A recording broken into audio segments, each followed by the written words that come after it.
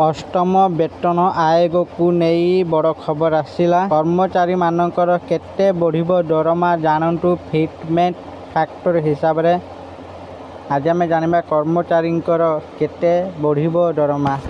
Video को आरंभ करने पूर्व आपण मानक मोर अनुरोध आम चैनल को सब्सक्राइब कर दिंतु आउ वीडियो भल लगे वीडियो को लाइक कर दिंतु। चलतु वीडियो को आरंभ करवा। चलित वर्ष जनवरी 16 रे प्रधानमंत्री नरेंद्र मोदी नेतृत्व में केंद्र कैबिनेट अष्टम वेतन कमिशन गठन को मंजूरी देइथिले, जार लक्ष्य प्राय 50 लाख केंद्र सरकारी कर्मचारी दरमा एवं 6.5 लाख पेंशन भोगी भत्ता संशोधन करवा। विभिन्न गणमाध्यम द्वारा रिपोर्ट करा जाइथिबा अनुसार वेतन कमिशन 19.1.92 रु 2.86 पर्यंत एक फिटमेंट फैक्टर स्थापन करिबो बोली आशा करा जाउछि।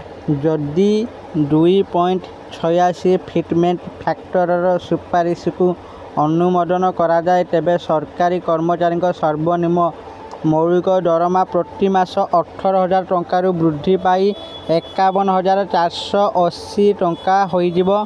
फलस्वरूप सर्वनिम्न पेंशन मध्य 9,000 टंकार वृद्धि पाई 25,740 टंका हेबो। सप्तम वेतन कमिशन फेब्रुआरी 2014 रे तांकर सुपारिश उपस्थापन करथिले, जहा परवर्ती समय नवेम्बर 2016 रे कार्यकारी होइथिला। एही समय मध्य सर्वनिम्न दरमा प्रति मास 18,000 टंका को वृद्धि करा जाइथिला, जेतेबेले सर्वाधिक दरमा प्रति मास 2.5 लाख टंका पहुंचीथिला। कमिशन भत्ता एवं कार्य जीवन संतुलन उपर गुरुत्व देई विद्यमान ग्रेड पे व्यवस्था को बदलवा पाई एक नुआ दरमा मैट्रिक्स प्रस्ताव देथिले। षष्ठ वेतन कमिशन दरमा बैंड एवं ग्रेड दरमा प्रचलन करथिले। मासिक सर्वनिम्न दरमा 7,000 टंका एवं सर्वाधिक 80,000 टंका स्थिर करथिले। जदियो षष्ठ वेतन कमिशन मार्च 2008 रे कार्यकारी होइतिला, कर्मचारी मानक पाई वर्धित दरमा जनवरी 2006 रु पिछला भाव में घोषणा करा जाइतिला।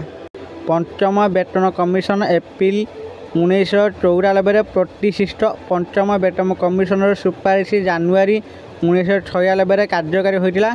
एथिरे मासिक सर्वनिम्न दरमा 2550 टंका एवं सर्वाधिक 26,000 टंका प्रस्ताव दिया जाइतिला एवं वेतन संख्या ह्रास करबा एवं सरकारी कार्यालय गुड़िकर आधुनिकीकरण उपर ध्यान देबा पाई मध्य सुपारिश करा जाइतिला। आशा करूछि आपण मानकु ए वीडियोटी भल लागथो। जदि आपण मानकु ए वीडियोटी भल लागुछि वीडियो को लाइक शेयर और कमेंट करंतु। आ प्रथम थोड़ा आम चैनल को आसला आम चैनल को सब्सक्राइब कर दिंतु। धन्यवाद।